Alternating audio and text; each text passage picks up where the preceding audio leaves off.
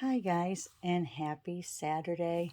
Today is July 3rd, and I hope you're all going to have a safe but happy 4th of July weekend. Sorry I missed you last weekend. I was in Iowa for a funeral and some much needed family time, so I didn't get a chance to get on there and do anything. So I'm hoping to get one done today, a video done today, and a video done tomorrow, that way to kind of make up for it. So what I'm going to show you, this is so much fun. So if you're a Stampin' Up! Demonstrator, there's a website we have or a Facebook group that we had a live tutorial last Thursday, and it was called the Pick 6 Wonder, and it was fabulous. Shannon West, Donna Griffin, and oh my gosh, what's the last lady's name? She's in the main corporate office. Oh, I'm so sorry. So sorry I don't have your name right off the tip of my tongue. I want to say it was Heather, but I don't think that was right. So anyway, so we did this tutorial where they showed us how to make these cards out of 6x6 sheets. So I think this is going to be a future class for me. Anyway, there was one of the cards from that class that just really struck me. And it was using 2.5 by 2.5 square, because in a 6x6 sheet, of course, that works out good, right? But I am going to modify a little bit for this card. I don't know where I put the cards I did during the class. They're somewhere in my craft room. You can't even imagine. After being gone for a week, my craft room is just a living disaster. Anyway, I'll try to show them later too if I can find them. So anyway, I'm going to take the concept they did from that, but I'm going to create it into 2 different sizes. So these will be the finished projects. So I'm going to sit down now. Hopefully I stay in frame. So what we're going to be using today, like I said, in the class it was a 2 and a 4th, 2.5, no, 2.5 by 2.5 square. We're going to use a 3x3 square. I don't know if that shows. Does that actually show? Oh, you can never see it. So this is a 3x3 square. And then this is going to be 4x3 rectangles. Okay. So let me get back in frame a little bit here. So exciting too. Brand new month, clean sheet. And don't worry, people say, do you just throw your other sheets away? No, I save them for classes. Okay, so what I'm going to do is first show you the 3x3. Now, I make sure that I like both sides of the paper to go together, because they eventually, coordinate, or they intermesh with one another. So let me go ahead, bring out my cutter. And this is where I put white paper underneath my cutter so I can see these marks better that are already in. But then I take a piece of the ruler, the inch guideline, and I tape it underneath here so that I can also have my numbers on that way. So on this one, we're going to make a cut. And this is where it shows up really good. If you have a 3x3, let me see. Let me try to, I always do this. All right, focus in on the cutter. So if it's a 3x3, I put it at 1.5 mark. Okay, and then I keep it lifted up. I bring both my blades up. So if I have it at that 1.5 cut mark, because that's halfway through, I'm going to cut down to 1.5. So that's, again, cutting it in half. So it's going half this way down to half that way. And so here's the 1.5 mark. Let me make sure. Yes. There's a 4. There's the half. So there we go. And then on this one, because this one's going to come down, I'm going to flip this one upside down. Line it up at the 1.5 again. You should already be at your 1.5 if you haven't moved your blade. And then you just go up. Okay. So that's for that one. I'll show you that in a second. So there's your two cuts, one at the top, one at the bottom. Oops, sorry.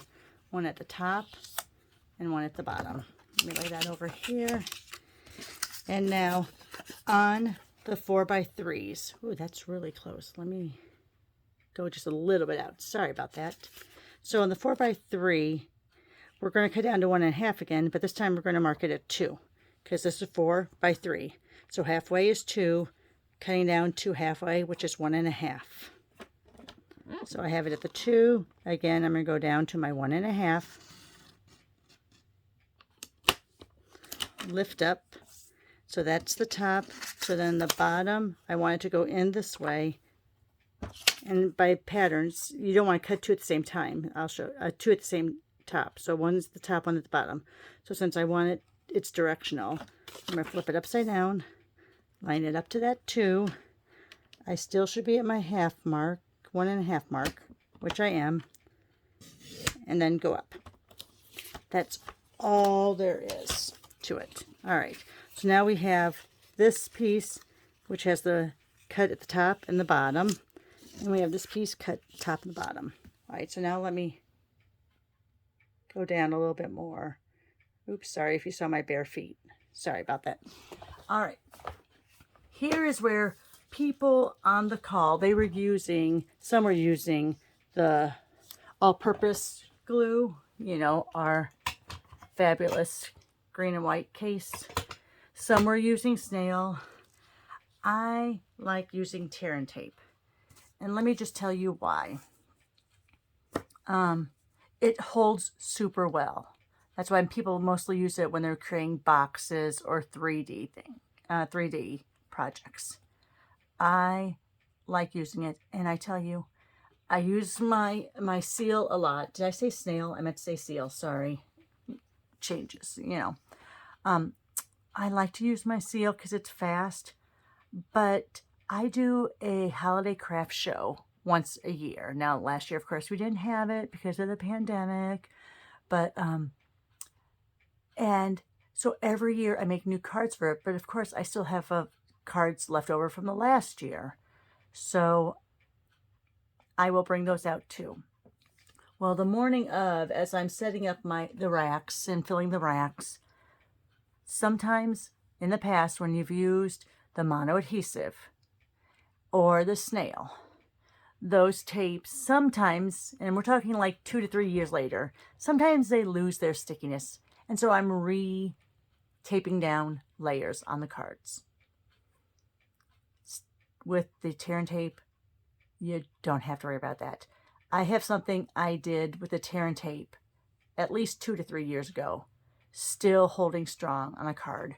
So this, everyone else says, oh, seal is my favorite, or the multi-purpose. I personally, my number one choice is tear and tape, and I use it a lot on all my cards just for that very reason. Okay, anyway, enough about the talk. So let's take the 3-inch square that has the cuts at the top and the bottom. What you're going to do, now she referenced a game, an arcade game from the 70s or 80s that I'm not going to mention because who knows about trademark and all that. But, you know, they used to go waka, waka, walk. Okay, anyway, so she called it that. So she called it the arcade game name. So you see how those slid onto one another. And you have these 2 flaps here. Okay, so I'm going to lay it down so you can see it. So here's my 2 flaps. Right? Flap here, flap here. Now this thing moves a lot. So this is where I like to put down, and I don't have to use much tear and tape. That's the other fun thing. So we're going opposite ends of the flap. So under here, I'm going to put this tear and tape right at the edge here, burnish it a little bit, and then peel it up. I should get my take your pick tool out. All right, but then since it's so super sticky, make sure you have it lined up where you want it before you press down. Okay, and then I'm going to rip off another little piece. And another reason some people don't like the tear and tape, because of all these little extra paper pieces you have. I know my upline has a cat. And back in the day when they first introduced it, they called it something else. Was it Wonder Tape, Magic Tape? I don't know. And it had a red plastic coating. And she has a cat, so we had to be very careful because, you know, those pieces would not be good for kitty cats. All right, so then I'm going to line that up and press that down. Okay, then all you're going to do, so even if you've cut it a little bit more than halfway, it doesn't matter, because then what you're going to do is you're going to fold this to the edge, and hopefully you've done it square. Oh, let me get my bone folder. Fold that to the edge and burnish it, and then fold this to the edge and burnish it. And look at that. Look how pretty. A little more tear and tape. And what's funny is, I was home last weekend in Iowa to go to my aunt's funeral, who lived to be a month shy of 101. So it was a good long life for Aunt Olive. And yes, that is also why one of my favorite colors is Old Olive. Because even though my Aunt Olive in numeric numbers would be old, she never acted it. But another reason why Old Olive is one of my favorite colors. Okay. And then I'm going to do a little tear and tape here. And pull it up. And press it down. And there you go. Look at that. Look how gorgeous. And what's nice is, yeah, you could cut the squares, save a little cardstock, cut the squares out, do the same thing, but it gives a little bit of dimension to your cards. And I love that. So now with your 4x3 squares, again, not to mention that arcade game, but here we go. Waka, waka, waka. Was that the noise they made? Waka, waka, waka. Something like that. So we're going to press it down. Again, here's your flaps. So opposite is where we want to put our tear and tape. Oh no, I'm going to have to go quick. Do you hear my dog barking? My husband's probably going to come in soon, which means there'll be a whole bunch of noise. And my 2 college kids are already both up. Go figure. College kids up before noon. Uh-oh, the door's opening. The dog's going to be coming in, or my husband's going to be coming in, one or the other. All right, so here's the other non-flap end. Putting down that tape. And oh my gosh, my dog is really not liking it. My husband just came in probably to get coffee. They love sitting on the deck, and they should. We have a beautiful deck. We just got it done in February with that composite material. If you can get it in your area, and if it's within your means, it is the best thing in the world. I love my composite deck. We'll never ever do a wood deck again. And I'm trying to convince my husband that we should do a composite fence, but I think he's still shell-shocked from the first application. The noise, the mess, as well as the price tag. But it's worth it. Well worth it. All right. So then here's that one. So again, here are the examples. Hopefully the cards all fit in. Let me get those little pieces out. So here are the examples. The only thing is on this 3-inch one, when you go side by side, if you layer it a little bit like I did here, it will slightly go over the edge, but I still think it'll be okay in your envelopes. It's not going to cause that much of a problem. Let me make sure it's all in frame. It is. Wonderful. So guys, thanks for sticking with me during this video. Sorry for the extra noises. I'm going to try to do another video tomorrow. Maybe I'll do the Pick 6 Wonder tomorrow. We'll see. All right. Have a great Saturday. I hope you have good weather. I hope you have a safe weekend. And please think of the poor puppy dogs in the neighborhood when you set off those fireworks. Thanks, guys. Talk to you soon.